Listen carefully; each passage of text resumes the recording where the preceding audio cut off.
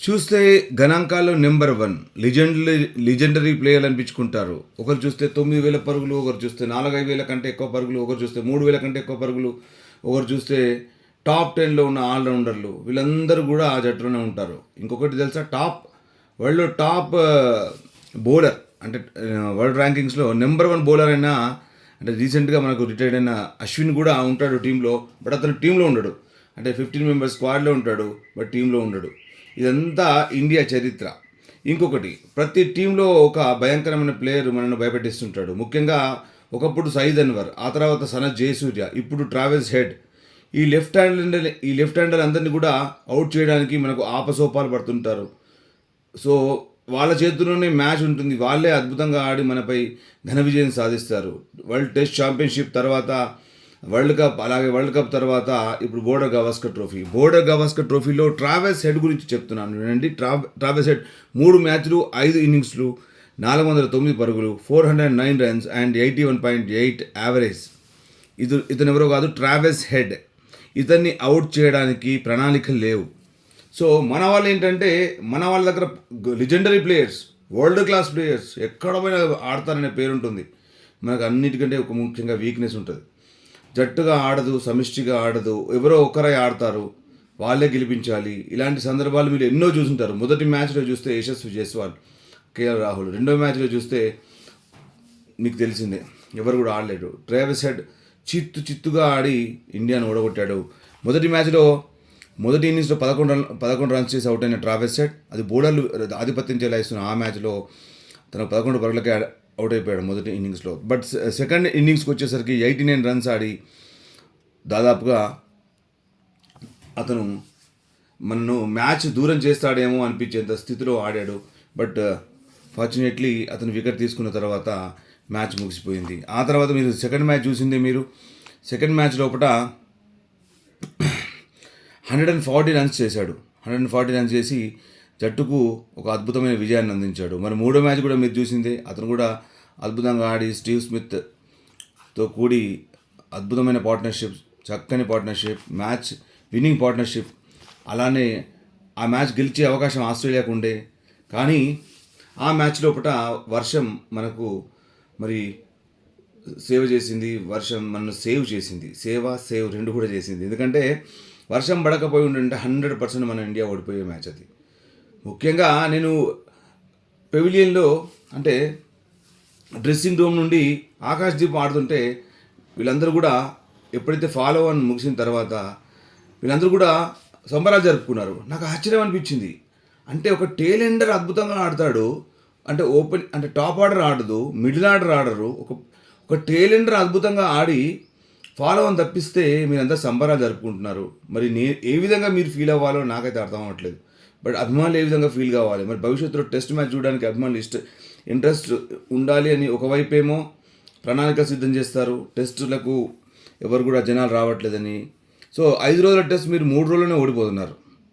గెలిస్తే 3 రోజుల్లోనే గెలుస్తున్నారు. సో అంటే కన్సిస్టెన్సీ, ఓడిపోవడంలో కన్సిస్టెన్సీ ఉంది, కానీ గెలవడంలో కన్సిస్టెన్సీ లేదు మీకు. సో మిమ్మల్ని అనేవాళ్ళు లేరు, మిమ్మల్ని చేసేవాళ్ళు లేరు. దేశంలో ఎప్పుడు చూసినా ఐపీఎల్ గురించి చర్చ, ఐపీఎల్ టీంల గురించి చర్చ, ఏ పేపర్లో చూసినా, ఏ న్యూస్లో చూసినా ఐపీఎల్ గురించి చర్చ. అసలు ఐపీఎల్ దేనికి? క్రికెట్ కోసమా? మరి ఐపీఎల్లో రాణించిన వాళ్ళందరూ కూడా ఈ టీంలో ఉండట్లేదేంటి?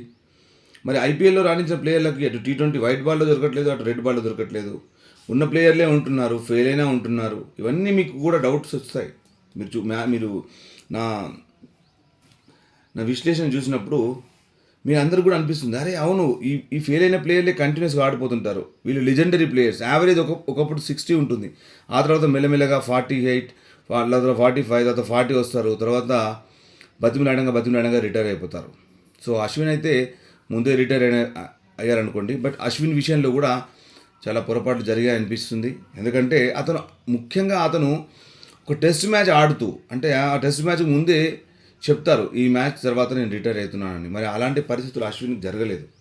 So is a legendary bowler, match winner, team player, extraordinary performer. అతను బౌల్తోటే కాకుండా అతను బ్యాట్తో కూడా అద్భుతాలు చేసిన, ఎన్నో మ్యాచ్లు సేవ్ చేసిన అశ్విన్ని మనం సెండ్ ఆఫ్ అద్భుతంగా ఇవ్వలేకపోయినాం. ఇవన్నీ నా డౌట్స్. అంటే ఇవన్నీ నాకు వచ్చే ఆలోచనలు. అంటే మీకు కూడా ఈ ఆలోచనలు వస్తున్నాయా? మీరు లైక్ చేయండి, షేర్ చేయండి, కమెంట్ చేయండి. మీరు దాదాపుగా కనీసం ఆ కమెంట్ షేర్ చేయడం, లైక్ చేయడం అనేది మర్చిపోయినారు మీరు. బట్ ఓన్లీ మళ్ళీ ఒకసారి మీకు రిమైండ్ చేస్తున్నాను. సో మీ ఇష్టం అది. బట్ ఏంటంటే నా విశ్లేషణ ఇలానే కొనసాగుతుంది. నేను ముక్కుసూటిగా మాట్లాడతాను, నిక్కచ్చిగా మాట్లాడతాను. నేను అందరికీ ఎవరికి భజన చేసే బ్యాచ్ కాదు నాది. నేను చిన్నప్పటి నుంచి నేను క్రికెట్ ఆడుతున్నప్పటి నుంచి కూడా ఇదే విధంగా ఆడేది. బ్యాట్స్మెన్ ఎంతటి వాడినా పర్వాలేదు, వాడిని అవుట్ చేసి తీరాలనే కసితోనే ఆడేది నేను. చివరి ఓవర్లో 6 పరుగులు కానీ 3 పరుగులు కానీ ఎన్ని పరుగులు ఉన్నా నేను ఫైట్ చేసే తత్వం నాది. ఎన్నో మ్యాచ్లు గెలిపించిన చేయిది నాది. సో నేను క్రికెట్ ఇలానే ఆడుతుంటాను. నా విశ్లేషణ ఎలా ఉందో క్రికెట్ ఇప్పటికీ అలానే ఆడుతుంటాను. నా బాడీ సహకరించకపోయినా నేను క్రికెట్ ఆడుతున్నప్పుడు మాత్రం 100% పెడతాను, 100% నేను క్రికెట్లో పెడతాను. కానీ ఇప్పుడు ఈ క్రికెటర్స్కి మరి ఏమి ఎక్కువైందో తెలియదు.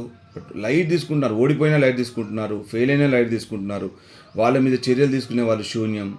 ఎవరో దినేష్ కార్తిక్ లాంటి వాళ్ళ మీద చర్యలు తీసుకుంటారు. ఒక మ్యాచ్ 2 మ్యాచ్లు ఆడితే వాళ్ళవి వెయిట్ చేసి వాళ్ళ జీవిత కెరియరే ముగిసిపెట్టట్టు చేస్తారు.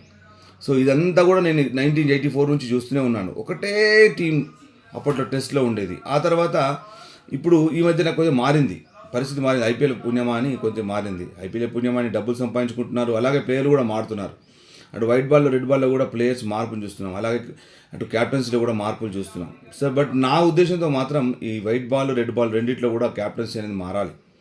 ఎందుకంటే ఒకరే ప్లేయర్ ఉన్నంత వరకు ఆ గేమ్ అనేది కొనసాగదు. ఒకతను టెస్ట్ ప్లేయర్ అంటే అతనికి టెస్ట్ ప్లేయర్ అనే ముద్ర పడుతుంది.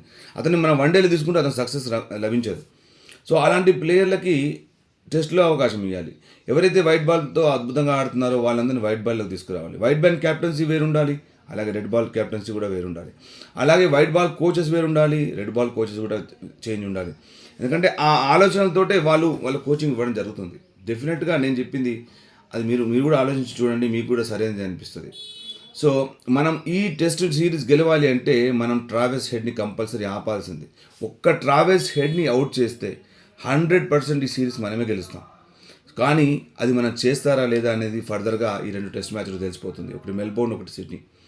సో ఈ బాక్సింగ్ డే టెస్ట్ ద్వారా తెలిసిపోతుంది. ఆ తర్వాత మనకు సిడ్నీ టెస్ట్ ద్వారా తెలిసిపోతుంది మనం అసలు WTC ఛాంపియన్షిప్కు మనం డిజర్వ్ అవుతామా కాదా.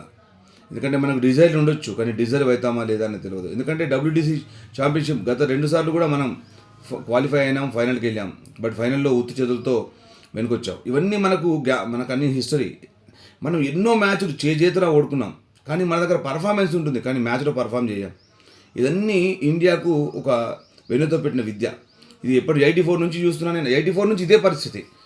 అందరూ గొప్ప ప్లేయర్లే, అందరూ లెజెండరీ ప్లేయర్లే, అందరూ 10,000 కంటే ఎక్కువ పరుగులు, 8,000 కంటే ఎక్కువ పరుగులు, కానీ మ్యాచ్ గెలవడంలో మాత్రం వీరు చేయి ఉండదు. ఇండివిజువల్ పర్ఫార్మెన్స్ ఎక్కువ ఇండియాలో, సమిష్టి తత్వం తక్కువ, టీమ్ కమిట్మెంట్ అసలు ఉండనే ఉండదు. సో క్యాప్టెన్సీ గురించి వీటి గురించి చర్చ జరుగుతుంది. సో మనం గెలవాలనే తపన వీళ్ళు కనిపించదు. మ్యాచ్లు దిగుతారు, అదే షాట్కి అవుట్ అవుతూనే ఉంటారు, కానీ అదే ప్లేయర్లు ఆడుతూనే ఉంటారు. బట్ ఈ సిరీస్లో మనం గెలవాలంటే మాత్రం ట్రావెస్ హెడ్ని అవుట్ చేయడం తప్పదు.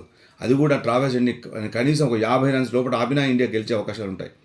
కానీ ఒక్క ట్రావెస్ హెడ్ మొత్తం సిరీస్ని అంతా కూడా శాసిస్తాడనడంలో ఎలాంటి సందేహం లేదు. సో చూద్దాం ఫర్దర్గా మరొక మంచి అప్డేట్తో మీ ముందు ఉంటాను. Thanks for watching your favourite talk show, Ramprasad talk show.